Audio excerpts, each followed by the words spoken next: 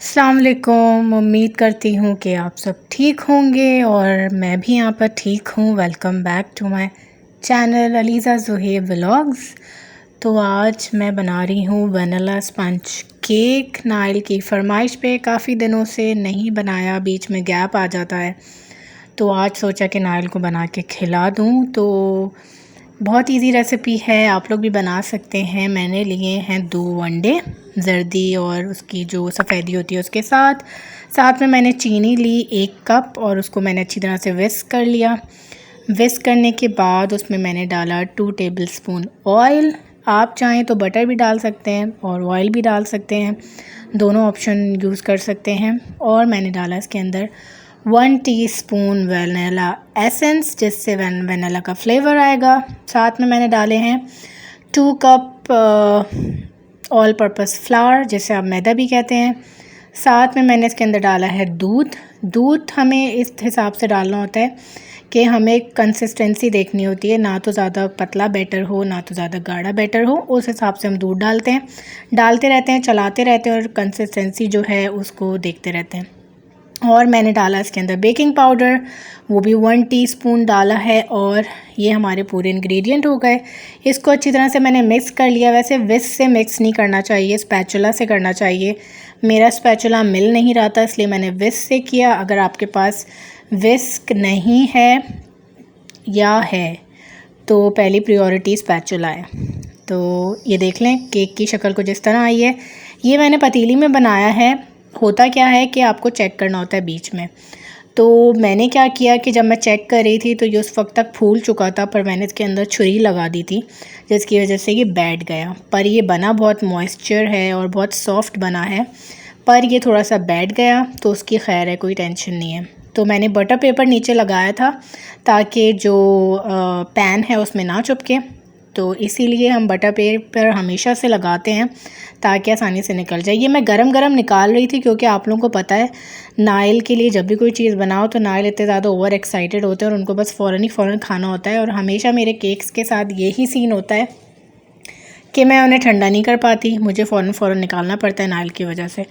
तो अभी भी मैंने यही किया है। और आप देख सकते हैं कि छुरी कितनी मोहब्बत से चलेगी, बहुत प्यार से चलेगी। रोड जो है पूरा क्लियर है, बिल्कुल भी हर्डल्स नहीं है। तो ये देख लें, तो ये इतना सॉफ्ट है, आप छुरी की नज़ाकत से ही समझ सकते हैं कि कितनी बेहतरीन इसकी कटिंग हो रही है। तो ये केक जो है बहुत सॉफ्ट बना है। तो इसके मैं इस तरह से पीसेस कर रही हूँ। वैसे तो स्लाइसेस होते हैं स्पंज केक के, पर ऑब्वियसली मैंने राउंड पैन में बनाया तो इसलिए ऐसे कट कर रही हूँ। देखो ज़रा बाबा लाएं।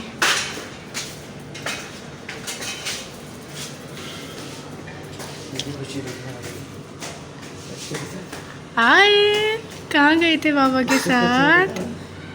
कहाँ गए थे? बहुत सारे किसके फ्रेंड्स हैं? कहाँ नीचे? हाँ। वेरी गुड, ज़बरदस्त। अब्दुल मोइज़ भी था साथ। अच्छा, चलें आ जाएं, इसको ऊपर करें। आपका केक भी बन गया, चलें उठाएं। उठा तो ली। अल्लाह, इतनी हैवी है और बाबा एक हाथ से उठा रहे थे और एक हाथ से उसको पकड़ा। चलें आ जाएं, इसको अपनी प्लेस पे रखें, इसको अपनी प्लेस पे रखें।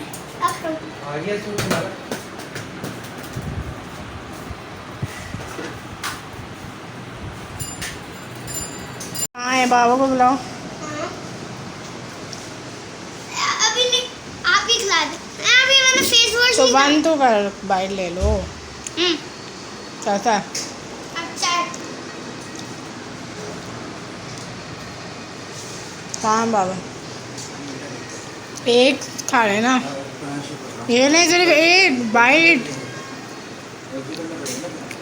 बस। ऐसे करते हैं हमेशा।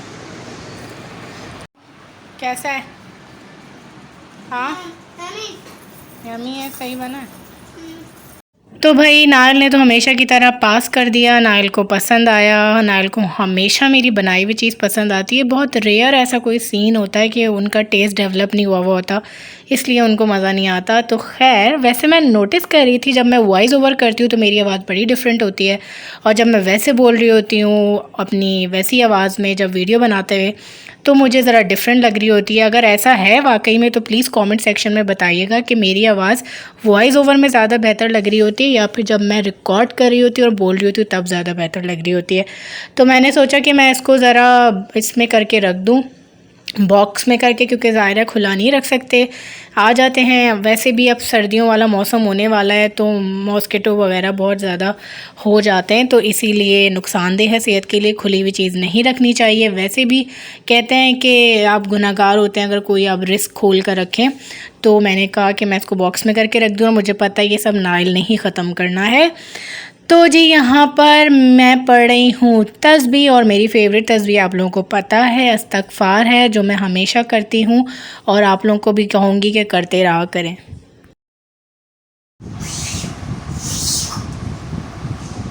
पास अभी एरोप्लेन आएगा, देखते रहेगा। अभी वीडियो बनाते रहे एरोप्लेन।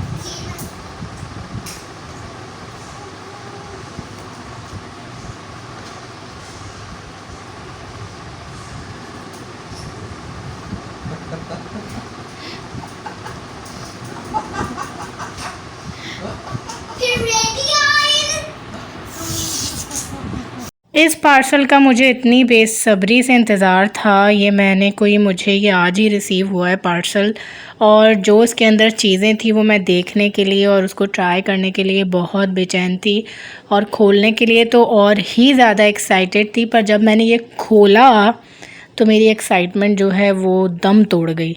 अब उसका रीज़न क्या है वो मैं आपको बताती हूँ। अक्सर क्या होता है जब हम चीज़ें ऑनलाइन ऑर्डर कर रहे होते हैं तो बहुत दफ़ा तो एक्यूरेट आ जाती हैं, पर उनकी डिस्क्रिप्शन या उनका मटेरियल हमें उस वक्त हम जो सोच रहे होते हैं या जो उन्होंने मेंशन किया हुआ होता है बड़ा गलत किया हुआ होता है।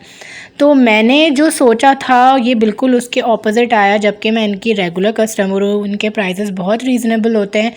तो मैंने ये वाली टी शर्ट मंगाई थी मेकिंग मैजिक हैपन, और इसके अंदर एक वाइट कलर भी था, पर मैंने ये वाला कलर मंगाया और मैंने लार्ज साइज़ मंगाई क्योंकि मैं लूज़ कपड़े पहनती हूँ, और अगर मैं टी शर्ट या टॉप भी पहनती हूँ तो मैं लूज़ पहनती हूँ। पहले मुझे एक्स्ट्रा स्मॉल साइज़ आता था, फिर वक्त के साथ साथ ऑब्वियसली अब मैं लार्ज पहनना शुरू हो गई हूँ आयल के बाद से। तो मैंने ये मंगाया तो मुझे टी शर्ट का कपड़ा भी समझ नहीं आया, और मैंने एक पैंट मंगाई थी जो कि स्ट्रेट पैंट, और वो मुझे इतनी पसंद आई थी। मुझे लगा कि जो एक जीन्स वाली कॉटन होती है, क्योंकि उन्होंने मेंशन किया हुआ था कॉटन, पर ये बिल्कुल भी वैसी नहीं, बिल्कुल इसके ऑपोजिट ये लग रहा था। जो हम नॉर्मल कुर्तों के नीचे ट्राउज़र पहनते हैं ये वो वाला कपड़ा था, इतना पतला, और ये सी थ्रू भी था। और मेरी ज़ोएब से बहस हो गई। ज़ोएब कहने लगे देखो जो तुमने उस पर ऑर्डर किया चीज़ तो सेम वैसी ही है, फ्रंट से तो चीज़ वैसे ही है, पर फैब्रिक इसका बिल्कुल भी पैंट वाला है ही नहीं, या तो वो पैंट लिखते ही नहीं। तो खैर अब मैंने कंप्लेन करी है, अब देखें क्या होता है। तो मैं यहाँ पे ज़ोएब का जो है चिकन टिक्का बनाने की तैयारी कर रही हूँ क्योंकि ज़ोएब डाइट पे हैं। तो यहाँ पे बना रहे हैं ज़ोएब सैलेड, क्योंकि ज़ोएब है डाइटिंग पे। शिमला मिर्च डाल सकते हैं इसमें? नहीं, शिमला मिर्च कहाँ से डाल सकते हैं। क्यों? ज़ोएब की चल रही है आजकल डाइटिंग। कुछ बोलें कुछ बोलना चाहेंगे डाइटिंग के हवाले से? किस तरह कर रहे हैं डाइटिंग, क्या रूटीन है, क्या खा रहे हैं? कुछ खा ही नहीं रहा। हाँ तो ये गलत कर रहे हैं ना, कुछ खा नहीं रहे। सुबह वॉक पे जा रहे हैं, ये बताएं। सुबह वॉक पे जाता हूँ। हाँ, फिर सुबह आरती के साथ जो है बस फजर के टाइम पानी के साथ शहद और नीम गर्म पानी करके पीता हूँ।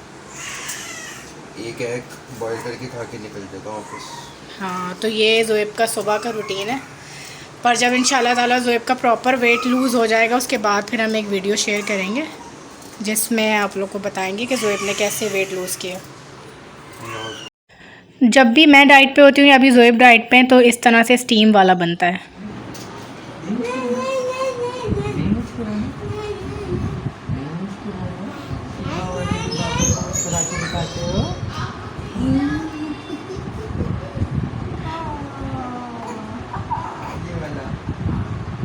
हाँ, फ़ौरन हाथ उठाने के गोद में रहना।